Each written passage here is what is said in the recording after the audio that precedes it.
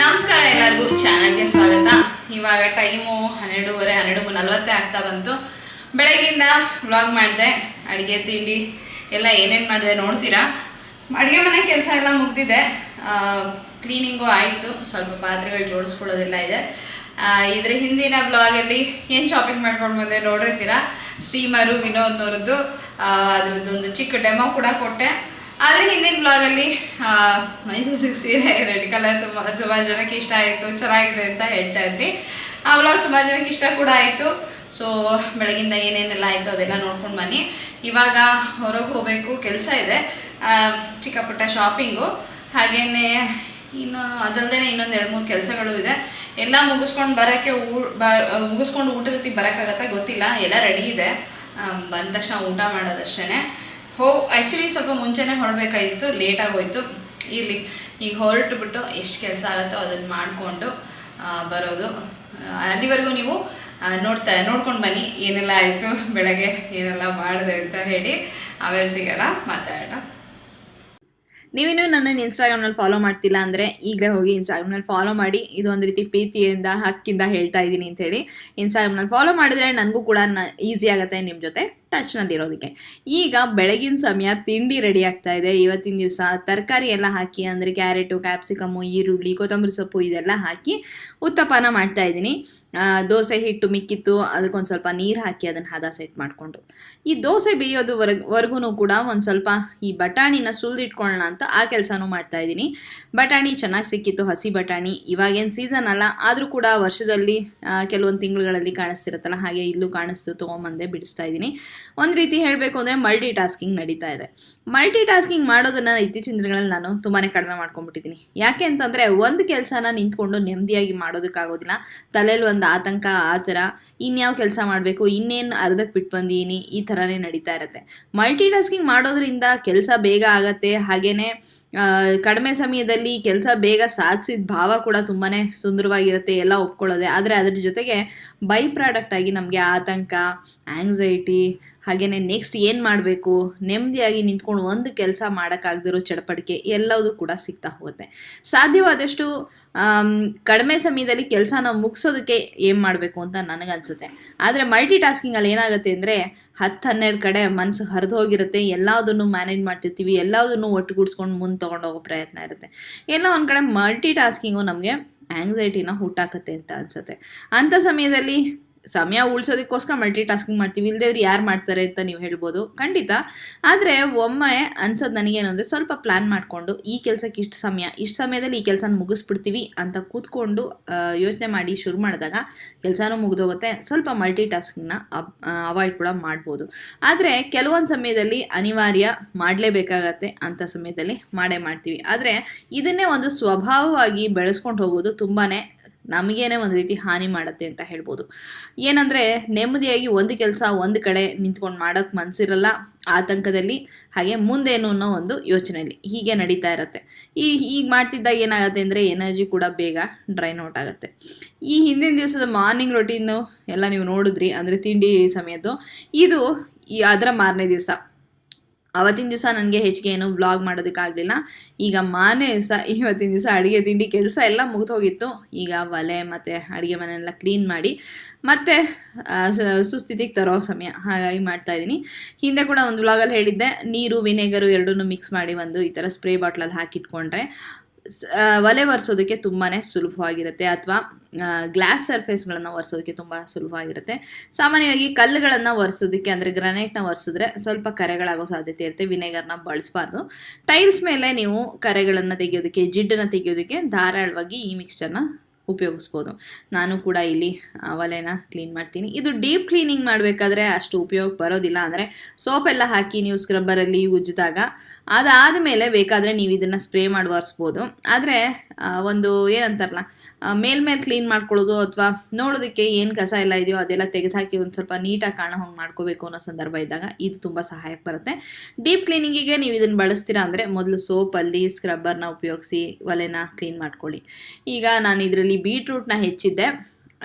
ಈ ಸ್ಪ್ರೇನ ಹಾಕಿ ಒರೆಸಿ ತೋರಿಸ್ತೀನಿ ಎಷ್ಟು ಚೆನ್ನಾಗಿ ಕ್ಲೀನ್ ಆಗುತ್ತೆ. ಆಮೇಲೆ ಈ ಥರ ನಿಮ್ಮ ಹತ್ರನೂ ಮರದ ಚಾಪಿಂಗ್ ಬೋರ್ಡ್ಗಳಿದ್ದಾಗ ಒಂದು ರೀತಿ ವಾಸನೆ ಬರುತ್ತೆ, ಏನೋ ಬೇರೆ ಯಾವುದೋ ತರಕಾರಿ ಹೆಚ್ಚಿದ್ದು, ಈರುಳ್ಳಿ ಹೆಚ್ಚಿದ್ದು ಇದೆಲ್ಲ ಇದೆ ಅಂತ ಅಂದರೆ ನೀವು ಈ ವಿನೆಗರ್ ವಾಟರ್ನ ಸ್ಪ್ರೇ ಮಾಡಿ ಒರೆಸಿ ನಂತರ ಸೋಪ್ ಹಾಕಿ ತೊಳೆಯೋದ್ರಿಂದ ತುಂಬಾ ಚೆನ್ನಾಗಿ ಅದರದ್ದು ವಾಸನೆ ಹೊಟ್ಟೋಗುತ್ತೆ. ಹಾಗೆಯೇ ಮುಂದೆ ನೀವು ಹಣ್ಣೇನಾರು ಹೆಚ್ಚಬೇಕಾದ್ರೆ ಆ ಹಣ್ಣಿನಲ್ಲಿ ಈರುಳ್ಳಿ, ಬೆಳ್ಳುಳ್ಳಿ ಅಥವಾ ನೆನ್ನೆ ವ್ಲಾಗ್ ಮಾಡ್ತಿದ್ದೆ. ಬೆಳಗ್ಗೆ ತಿಂಡಿ ಏನು ಮಾಡಿದೆ ಅಂತ ನಿಮ್ಮ ಜೊತೆ ಹಂಚ್ಕೊಂಡೆ. ಆಮೇಲೆ ಹೊರಗೆ ಹೋಗಿ ಬಂದೆ. ಅದಾದ್ಮೇಲೆ ಏನು ವ್ಲಾಗೇ ಮಾಡೋಕ್ಕಾಗಲಿಲ್ಲ. ಒಂದು ರೀತಿ ಏನಾಯಿತು, ಹೊರಗೆ ಹೋಗಿ ಬಂದ್ಮೇಲೆ ತಲೆನೋವು ಶುರು ಆಗೋಯ್ತು ನನಗೆ. ಯಾವ ಕಾರಣಕ್ಕೋ ಗೊತ್ತಿಲ್ಲ, ಒಟ್ಟಿನಾಗ ತಲೆನೋವು ಶುರುವಾಯಿತು. ಸರಿ, ಅದಾದಮೇಲೆ ಅದೇ ಒಂದು ಇದರಲ್ಲಿ ದಿನ ಕಳೆದು ಹೋಯ್ತು. ಏನು ಮಾಡೋಕ್ಕಲ್ಲ. ಬೆಳಗ್ಗೆ ಮತ್ತೆ ಪುನಃ ವ್ಲಾಗ್ ಮಾಡೋಕ್ಕೆ ಶುರು ಮಾಡಿದೆ. ಇನ್ನೇನೋ ಕೆಲಸ ಬಂತು. ಒಟ್ಟಿನಲ್ಲಿ ಈ ವ್ಲಾಗ್ ಹಾಗೆ ಕಂಟಿನ್ಯೂ ಆಯಿತು. ಮಧ್ಯಾಹ್ನ ಎಲ್ಲ ಏನು ಮಾಡೋಕ್ಕಾಗಿಲ್ಲ.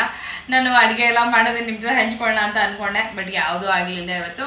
ಸರಿ, ಲಾಸ್ಟ್ ವ್ಲಾಗಲ್ಲಿ ನಾನು ನಿಮ್ಗೆ ಹೇಳಿದ್ದೆ, ನೆನಪಿದ್ಯಾ, ಮೈಸೂರು ಸಿಲ್ಕ್ ಸೀರೆ ಬಣ್ಣ ರೆಡ್ ಕಲರ್ ತೋರಿಸ್ಬಿಟ್ಟು ಬಣ್ಣ ಆಗತ್ತದು ಅಂತ ಹೇಳಿದ್ರು ಅಂತ ಹೇಳಿ.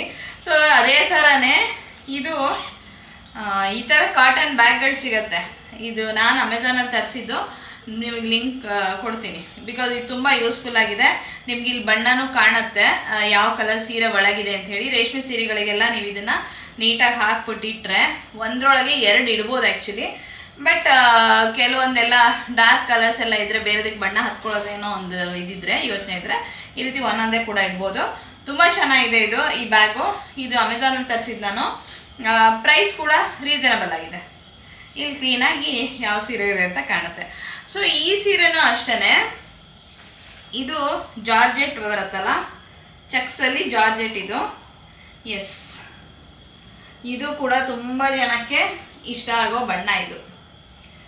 ಈ ಸೀರೆ ಇದು ನಾನು ತಗೊಂಡಾಗ ಇದಕ್ಕೆ 9,000 ರೂಪಾಯಿ ಇತ್ತು. ಇವಾಗ ಎಷ್ಟಿದೆಯೋ ನಂಗೆ ಗೊತ್ತಿಲ್ಲ, ನೀವು ಲೆಕ್ಕ ಹಾಕ್ಕೊಳ್ಳಿ. ಎಸ್, ಇದ್ರ ಕೋಡ್ ಇಲ್ಲಿದೆ, ಕಾಣಿಸ್ತಿದ್ಯಾ? ಆ್ಯಕ್ಚುಲಿ ಇದ್ರ ಕೋಡನ್ನು ಅವರು ಗೋಲ್ಡನ್ ಥ್ರೆಡ್ಡಲ್ಲೇ ಫಸ್ಟ್ ಟೈಮಲ್ಲಿ ನಾನು ಈ ಥರದ್ದು ನೋಡ್ತಿರೋದು. ಮೋಸ್ಟ್ಲಿ ಜಾರ್ಜೆಟ್ ಸೀರೆಗಳಿಗೆ ಈ ಥರ ಹಾಕ್ತಾರೆ ಅನಿಸುತ್ತೆ. ಗೋಲ್ಡನ್ ಥ್ರೆಡ್ಡಲ್ಲೇ ಹಾಕಿದ್ದಾರೆ, ಅಂದರೆ golden colour thread, golden thread ಅಲ್ಲ, ಆ ಕಲರ್ ಥ್ರೆಡ್ಡಲ್ಲಿ ಹಾಕಿದ್ದಾರೆ, ವೈಟಲ್ಲಿ ಹಾಕಿಲ್ಲ. ಇದು ಕೋಡ್ ಇದು. ಇದು ಕೂಡ ಸೀರೆಗೆ ಒಂದು 16 ವರ್ಷ ಆಗಿರ್ಬೋದು, 16-15 ವರ್ಷ ಅಂತೂ ಆಗಿದೆ. ಈ ರೀತಿ ಇದೆ ಸೀರೆ, ಕಾಣಿಸ್ತಿದೆಲ್ಲ. ಸ್ವಲ್ಪ ಡಾರ್ಕ್ ಕಾಣಿಸ್ತಿದೆ ಅನ್ಕೋತೀನಿ. ಡಾರ್ಕ್ ಇದೆ ಅಂದರೆ ಇದು ಒಂದು ಪದರದಲ್ಲಿ ನೀವು ಇಟ್ಕೊಂಡ್ರೆ ಸ್ವಲ್ಪ ಡಾರ್ಕ್, ಅಂದರೆ ಸ್ಕೈ ಬ್ಲೂನೇ, ಬಟ್ ತುಂಬ ಡಾರ್ಕ್ ಏನಿಲ್ಲ ಇದು. ಇದು ಆ್ಯಕ್ಚುಯಲ್ ಬಣ್ಣ ಅಂತ ಹೇಳ್ಬೋದು. ಒಂದು ಲೇಯರಲ್ಲಿ ತೋರಿಸೋಣ ಅನ್ಕೋತಾ ಇದ್ದೀನಿ. 1 ಸೆಕೆಂಡ್. ಎಸ್, ಈ ಬಣ್ಣ ಈ ಕರೆಕ್ಟಾಗಿ ಬರ್ತಾ ಇದೆ, ಎಕ್ಸಾಕ್ಟ್ ಆಗಿದೆ ಕಲರು. ಇದು ನೋಡಿ, ಇದು ಆ್ಯಕ್ಚುಯಲ್ ಕಲರ್, ಇದು ಈ ಥರ. ಬಟ್ ಇದ್ರ ಫೀಲ್ ಮಾತ್ರ ಎಷ್ಟು ಚೆನ್ನಾಗಿದೆ ಅಂತಂದರೆ ಹೇಳೋಕ್ಕಾಗಲ್ಲ. ಈ ಜಾರ್ಜೆಟಿನ ಫೀಲ್ ಇದೆಯಲ್ಲ, ಇದು ತುಂಬಾ ಅದ್ಭುತವಾಗಿದೆ. ಉಟ್ಕೊಂಡ್ರೆ ಒಳ್ಳೆ ಮೈ ಮೇಲೆ ಒಂದೇನೋ ಒಂದು ಏನಂತಾರೆ, ತುಂಬ ತೆಳುವಾಗಿ ಮೃದುವಾಗಿ ಇರೋವಂಥ ಒಂದು ಸೀರೆ. ಇನ್ನೊಂದು, ನೀವು ಯಾರು KSIC ತಗೋಬೇಕು ಅಂತ ಆಸೆ ಇರೋರು, ಬ್ಲ್ಯಾಕ್ ತೊಗೋತೀವಿ, ಬ್ರೌನ್ ತೊಗೋತೀವಿ ಅಂದರೆ ಒಂದು ಕಿವಿ ಮಾತು ಏನು ಅಂತ ಅಂದರೆ, ನಾನು ಇಷ್ಟು ವರ್ಷ ಇಷ್ಟು ದಿವಸ ತೊಗೊಂಡು ಇಷ್ಟೆಲ್ಲ ಕಲೆಕ್ಷನ್ ಎಲ್ಲ ನೋಡಿರೋದ್ರಿಂದ ಹೇಳ್ತಿರೋದು, ಯಾವತ್ತೂ ಬ್ಲ್ಯಾಕು ಬ್ರೌನು ತೊಗೊಳಕ್ಕೆ ಹೋಗಬೇಡಿ. ಬ್ರೌನಲ್ಲಿ ಕಾಂಟ್ರಾಸ್ಟಲ್ಲಿದ್ದರೆ ಅಥವಾ ಬ್ಲ್ಯಾಕಲ್ಲಿ ಕಾಂಟ್ರಾಸ್ಟಲ್ಲಿದ್ದರೆ ತೊಗೊಳ್ಳಿ. ಯಾಕೆಂದರೆ ಕಾಂಟ್ರಾಸ್ಟ್ ಥರ ಸೀರೆಗಳು ಅಪರೂಪ, ಅದು ತೊಗೋಬೋದು.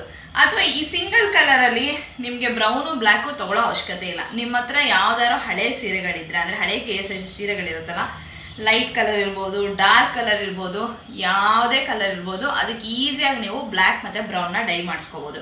ನೀವು ಹೊಸ ಸೀರೆಗೆ ದುಡ್ಡು ಕೊಟ್ಬಿಟ್ಟು ಬ್ಲ್ಯಾಕ್ ಮತ್ತು ಬ್ರೌನ್ ಸೀರೆಗಳು ತೊಗೊಳ್ಳೋ ಅವಶ್ಯಕತೆ ಇಲ್ಲ. ಯಾವುದಕ್ಕಾದ್ರೂ ನೀವು ಸಾಮಾನ್ಯವಾಗಿ ಕಲರ್ ಡೈ ಮಾಡಿಕೊಡಿ ಅಂತ ಹೋದಾಗ ಅವ್ರು ಹೇಳೋದೇನೆ ಬ್ಲ್ಯಾಕು ಮತ್ತು ಬ್ರೌನು. ಯಾಕೆಂದರೆ ಆಲ್ರೆಡಿ ಇರೋ ಕಲರ್ ಮೇಲೆ ಸುಲಭವಾಗಿ ಡೈ ಮಾಡ್ಬೋದು, ರಿಯಾಕ್ಟ್ ಆಗೋದಿಲ್ಲ, ಎಕ್ಸಾಕ್ಟ್ ಕಲರೇ ಬರುತ್ತೆ. ಅಂದರೆ ಎಕ್ಸಾಕ್ಟ್ ಬ್ಲ್ಯಾಕೇ ಬರುತ್ತೆ, ಎಕ್ಸಾಕ್ಟ್ ಬ್ರೌನೇ ಬರುತ್ತೆ. ನೀವು ಬೇರೆ ಎಲ್ಲ ಕಲರ್ಗಳೂ ಅಷ್ಟು ಇದಾಗಿ ಬರೋದಿಲ್ಲ. ಅಂದರೆ ಯೆಲ್ಲೋ ಕಲರ್ ಇತ್ತು ಅಂತ ಇಟ್ಕೊಳ್ಳಿ, ಅದಕ್ಕೆ ಇನ್ಯಾವುದೋ ಒಂದು ಗ್ರೀನ್ ಹಾಕಿದ್ರೆ ಅದು ರಿಯಾಕ್ಟ್ ಆಗಿ ಇನ್ಯಾವ ಕಲರ್ ಬರುತ್ತೋ ಗೊತ್ತಿಲ್ಲ. ಹಾಗಾಗಿ ಬ್ಲ್ಯಾಕು ಬ್ರೌನು ಗ್ಯಾರಂಟಿ. ಅದರಿಂದ ನೀವು ಹೊಸದಾಗಿ ಸೀರೆ ತೊಗೋಬೇಕಾದ್ರೆ ಬ್ಲ್ಯಾಕ್ ಬ್ರೌನ್ ಹುಡ್ಕೊಂಡು ಹೋಗಬೇಡಿ. ಯಾವ್ದಾರೋ ಒಳ್ಳೊಳ್ಳೆ ಕಲರ್ಗಳು ತೊಗೊಳ್ಳಿ, ಬಟ್ ಯಾವ್ದಾರೋ ಒಂದು ಸ್ವಲ್ಪ ವರ್ಷ ಉಟ್ಕೊಂಡು ಈ ಕಲರ್ ಬೇಜಾರಾಯಿತು ಅಂತ ಅನ್ಸುತ್ತಲ್ಲ, ಅಂಥದಕ್ಕೆ ಡೈ ಮಾಡಿಸಿ ಬ್ಲ್ಯಾಕ್ ಮತ್ತು ಬ್ರೌನು. ಈ ಥರದೆಲ್ಲ ಚೆಕ್ಸ್ ಎಲ್ಲ ಇದ್ದು ಹಳೇದಾಗಿದ್ದರೆ, ಯಾವ್ದಾದ್ರು ನಿಮ್ಮಮ್ಮ ಅಜ್ಜಿ ಇವ್ರ ಥರದ್ದೆಲ್ಲ ಅವ್ರದ್ದೆಲ್ಲ ಕಲೆಕ್ಷನ್ ಇದ್ದು ಹಳೇದಾಗಿದ್ದರೆ ಅದಕ್ಕೆ ಡೈ ಮಾಡಿಸಿ. ಸೀರೆ ಲಡ್ಡಾಗಿರ್ಬಾರ್ದು ಅಷ್ಟೇ. ಅದು ಜರಿ ಅಂದರೆ ಈ ಥರ ಚೆಕ್ಸ್ ಎಲ್ಲ ಇರೋವಂಥ ಸೀರೆಗಳಿಗೆ ಬ್ಲ್ಯಾಕ್ ಬ್ರೌನು ಡೈ ಹಾಕಿಸಿದಾಗ ತುಂಬ ಚೆನ್ನಾಗಿ ಕಾಣುತ್ತೆ, ಜರಿ ಎದ್ದು ಕಾಣುತ್ತೆ, ಬಣ್ಣನೂ ಕೂಡ ತುಂಬ ಚೆನ್ನಾಗಿ ಕಾಣುತ್ತೆ. ಸೊ ಇದೊಂದು ಗಮನದಲ್ಲಿ ಇಟ್ಕೊಳ್ಳಿ, ಅದಕ್ಕೆ ಅಂತ ದುಡ್ಡನ್ನು ವೇಸ್ಟ್ ಮಾಡ್ಕೋಬೇಡಿ.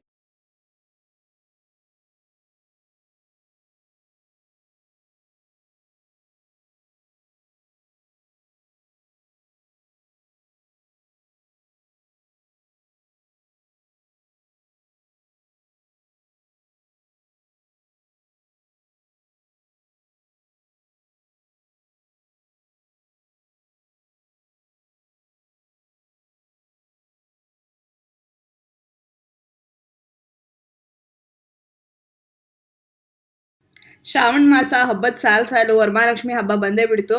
ಮೇಕಪ್ ಶಾಪಿಂಗ್ ಅಂತೂ ಮಾಡೇ ಮಾಡ್ತೀವಿ, ಎಷ್ಟೊಂದು ಫಂಕ್ಷನ್ಗಳು ಅಟೆಂಡ್ ಮಾಡೋಕ್ಕಿರುತ್ತಲ್ವ. ಈಗಾಗಲೇ ನಾನು ಒಂದು ಶಾರ್ಟ್ಸ್ನ ಹಾಕೀನಿ, ನೀವು ಅದನ್ನು ನೋಡಿಲ್ಲ ಅದನ್ನು ನೋಡ್ಕೊಂಡು ಬನ್ನಿ. ಉಳಿದಿದ್ದು ಏನೇನೆಲ್ಲ ಪ್ರಾಡಕ್ಟ್ಗಳು ತೊಗೊಂಡೆ ಅಂತ ಹೇಳಿ ಅದನ್ನು ಈ ವ್ಲಾಗಲ್ಲೇ ನಾನು ಶೇರ್ ಮಾಡ್ಕೊಳ್ತೀನಿ.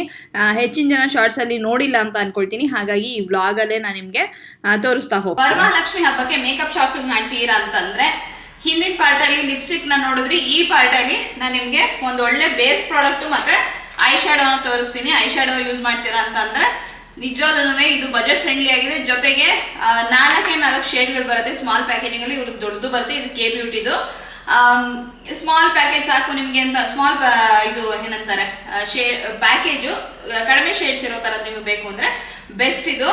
ಇದರೊಳಗೆ 4 ಶೇಡ್ ಬರುತ್ತೆ. ಇದರೊಳಗೆ ನಾನು ತೊಗೊಂಡಿರೋದ್ರಲ್ಲಿ ಪಿಂಕ್ ಶೇಡಲ್ಲಿದೆ. ಇದು ಇದೇ ಥರ ಬ್ರೌನ್ ಬರುತ್ತೆ,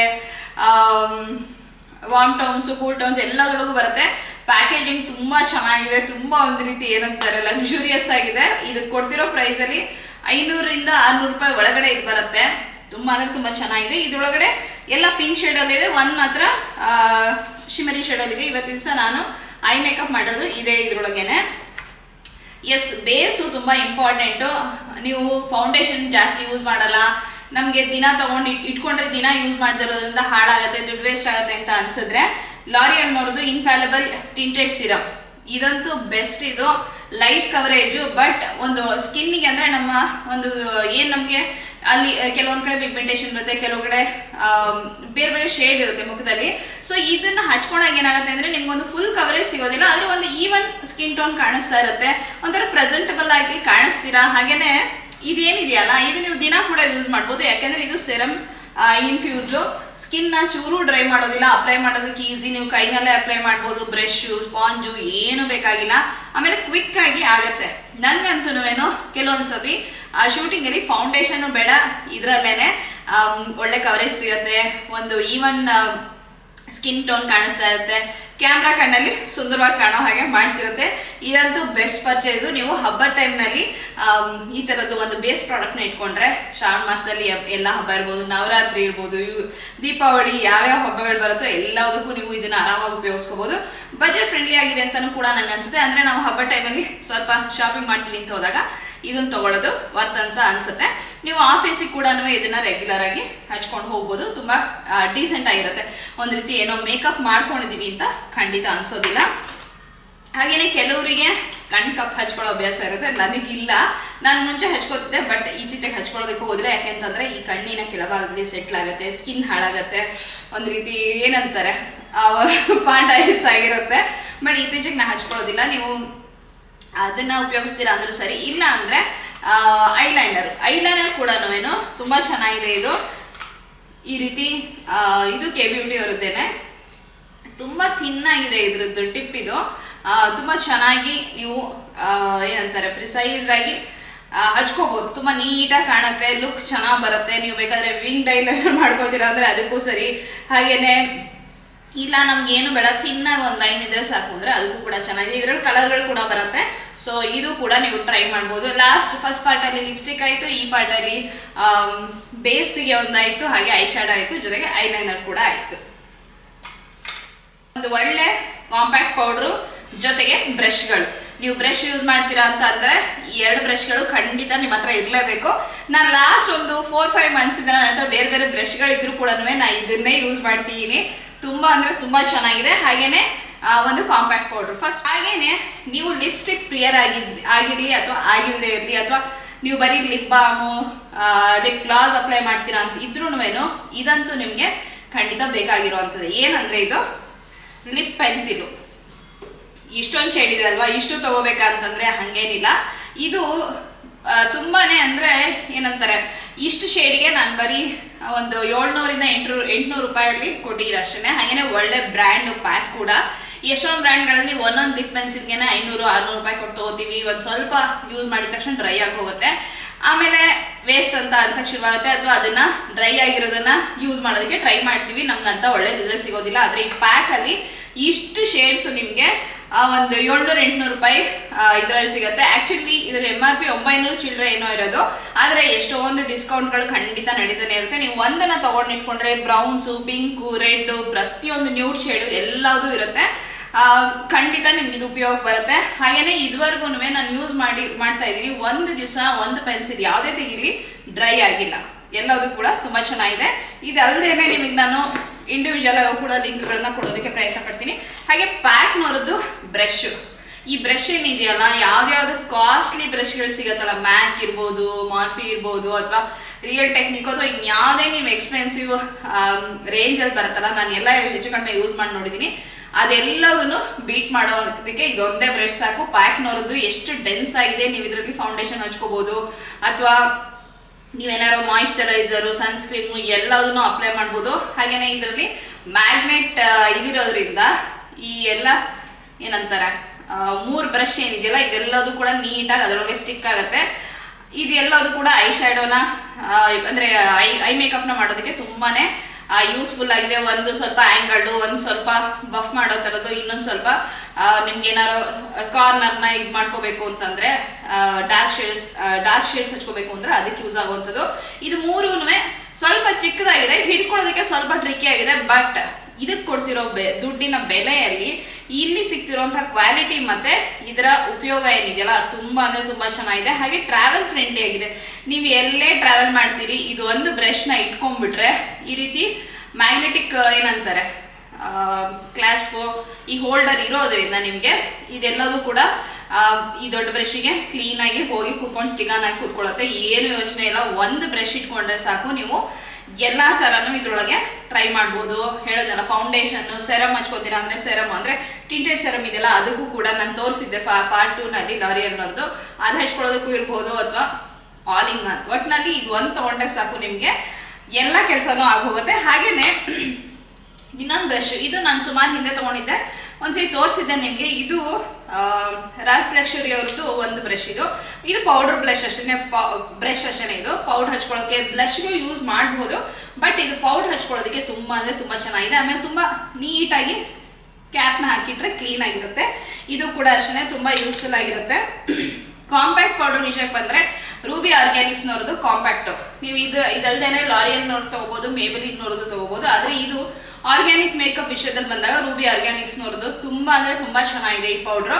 ಇದೇನು ಗೊತ್ತಾ, ಇದು ನಿಮಗೆ ತುಂಬ ಒಂದೊಂದ್ಸತಿ ಏನಾಗುತ್ತೆ ಅಂದರೆ ಕಾಂಪ್ಯಾಕ್ಟ್ ಪೌಡರ್ ಹಚ್ಕೊಂಡಾಗ ಒಂಥರ ಥಿಕ್ಕಾಗಿ ಒಂದು ಲೇಯರ್ ಕೂತಂಗೆ ಆಗುತ್ತೆ. ಇದ್ರೊಳಗೆ ಹಂಗಾಗೋದಿಲ್ಲ, ತುಂಬ ಒಂದು ತೆಳುವಾದ ಲೇಯರ್ ಬರುತ್ತೆ. ಹಾಗೆ ಪೋರ್ಸ್ ಮಿನಿಮೈಸ್ ಆಗುತ್ತೆ, ಒಂದು ನೀಟಾಗಿರೋ ಮ್ಯಾಟ್ ಲುಕ್ ಬರುತ್ತೆ.